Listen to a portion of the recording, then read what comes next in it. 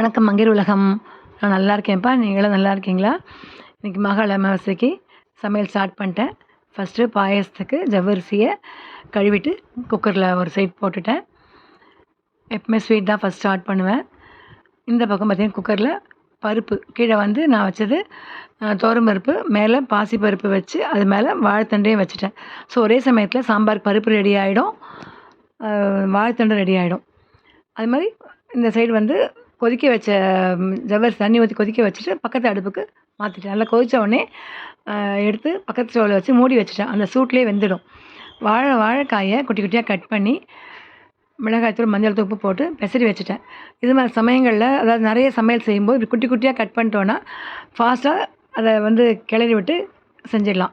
நம்ம ரவுண்டாக ஸ்லைஸ் போட்டு மெல்லிசாக வறுக்கிறதுலாம் இந்த சமயத்துக்கு நமக்கு டைம் ஆகும். ஸோ இது மாதிரி ப்ரிப்பேர் பண்ணுவேன். கட் பண்ணி வச்சாச்சு. வாழைக்காய் செவந்து போச்சு பாருங்கள், தண்ணியே ஊதலை. அந்த எல்லாம் பெசரி வச்சுருந்தேன். அதை எண்ணெயில் கொட்டி நல்லா மிக்ஸ் பண்ணிட்டு மூடி வச்சேன்.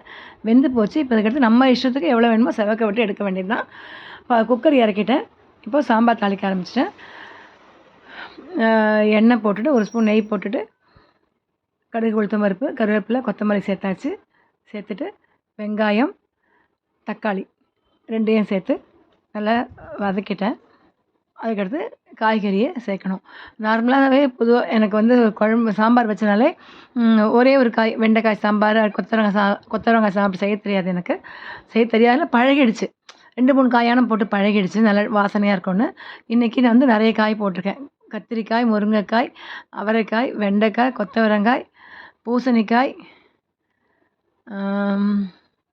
வாழைத்தண்டு, கேரட், இவ்வளோ காய் போட்டிருக்கேன். நல்லா காய் சேர்த்துட்டு மிளகாய்த்தூள், மஞ்சள் தூள் சேர்த்துடுங்க. சேர்த்துட்டு நல்லா தண்ணி அது காய் முழுகிற அளவுக்கு நல்லா வேகணும் இல்லையா, தண்ணி ஊற்றியாச்சு. அதே மாதிரி ஒரு டிப்ஸ் என்னென்னா, இது மாதிரி நிறைய சமையல் செய்யும்போது நல்லா சுடு தண்ணி நல்லா ஒரு பெரிய பாத்திரத்தில் போட்டு ரெடியாக வச்சுட்டிங்கன்னா ஒன்றுக்கும் டக்குன்னு எடுத்து ஊற்றிடலாம். பச்சை தண்ணி ஊற்றி அது கொதி வர நேரம் மிச்சமாகும். நான் ஒரு பாத்திரத்தில் சுடு தண்ணி ரெடியாக வச்சுருப்பேன், எடுத்து அதில் ஊற்றிட்டேன். இப்போ பருப்பு ரெடி ஆகிடுச்சு. வாழைத்தண்டும் நல்லா பாசிப்பருப்போடு சேர்ந்து வெந்து நல்லா சூப்பராக வெந்திருக்கு. அதில் டைமும் சேவ் ஆகும், கேஸும் உங்களுக்கு சேவ் ஆகும். இது மாதிரி வைக்கும்போது தனித்தனியாக பருப்பு வேக போட்டு அது வெந்ததுக்கப்புறம் வாழைத்தண்டு சேர்த்து அதை கிளறி விட்டுட்டு டைம் நிறைய செலவாகும். ஸோ இது மாதிரி ஒரு பக்கம் வேக வச்சிட்டோன்னா அது தாளிப்பு வானலில் கடுகு, உளுத்தம் பருப்பு தாளித்து கருவேப்பிலை போட்டுட்டேன். வெங்காயம் சேர்த்துட்டு நல்லா வெங்காயத்தை வதக்கிட்டு நம்ம ரெடியாக வச்சுருக்கோம் இல்லையா, அதை எடுத்து கொட்ட வேண்டியது தான். அதுக்கு முன்னாடி பாருங்கள், ஜவ்வரிசி வெந்து போச்சு. இப்போ அந்த அடுப்பு ஆனில் இல்லை, நான் இறக்கி வச்ச சூட்லேயே நல்லா வெந்து போச்சு. இந்த சைடு சாம்பாரும் காய் வேகுது. இந்த வெங்காயம் வேகிற கேப்பில் உங்களுக்கு இதை காமிக்கிறேன். இப்போ வெங்காயம் வதங்கி போச்சு. இப்போ நம்ம ரெடியாக வச்சுருக்க அந்த வாழைத்தண்டு அதில் சேர்க்க வேண்டியது தான். அது முன்னாடியே நான் உப்பு போட்டுட்டேன். ஸோ எல்லாம் ஒன்றா பிளெண்ட் ஆகிருக்கு. இந்த காஞ்ச மிளகாய் காரம் மட்டும் போதுங்கிறதால நான் வேறு எதுவும் சேர்க்கலை.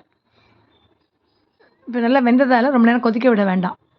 நல்லா மிக்ஸ் பண்ணி அந்த தண்ணி கொஞ்சம் சுண்டனோடனே இறக்கினா போதும். அதுவும் முடிஞ்சிடும். அதை இறக்கிட்டேன். அடுத்து வானலில் கேரட் தயிர் பச்சடி, அதுக்காக கடுகு, உளுத்தம் பருப்பு தாளிச்சிட்டு பச்சை மிளகாய் கீரி போட்டுக்கிட்டேன். வெங்காயம், தக்காளி நல்லா வதங்கினதும் கேரட் துருவி போட்டு அதையும் ஒரு பெரட்டி நல்லா ஒரு ஆஃப் பாயில் அதை வதங்கினோடனே இறக்கி ஆற வச்சிடணும். இந்த கேரட் பச்சடி எங்கள் வீட்டில் ரொம்ப என்ன சொல்கிறது, எல்லாருக்கும் ஃபேவரட்.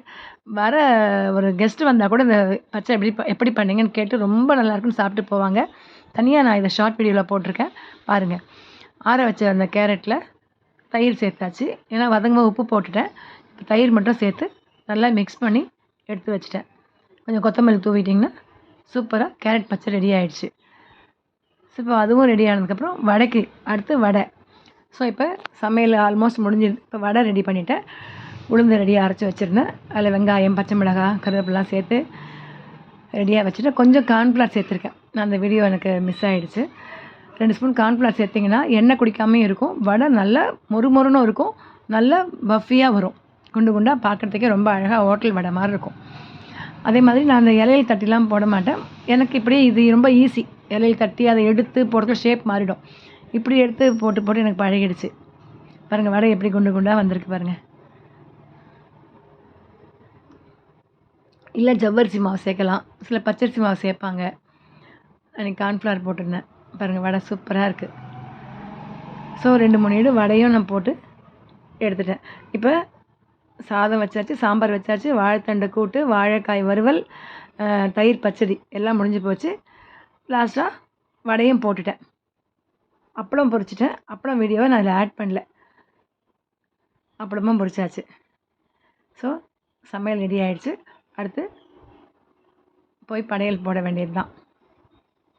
கொஞ்சம் மாவும் மீதி எடுத்து வச்சுட்டேன். ஈவினிங் போட்டுக்கலான்னு சொல்லி ஃப்ரிட்ஜில் எடுத்து வச்சுட்டேன். வாங்க இப்போ என்னென்ன சமைச்சிருக்கோன்னு பார்க்கலாமா? மாமா அத்தைக்கு படம்லாம் ரெடி பண்ணி வச்சுட்டு இலைலாம் போட்டுட்டேன்.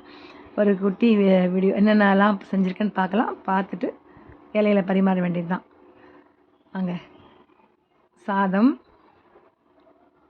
இது குக்கர் தான் வச்சுருக்கிறேன். சாம்பார்,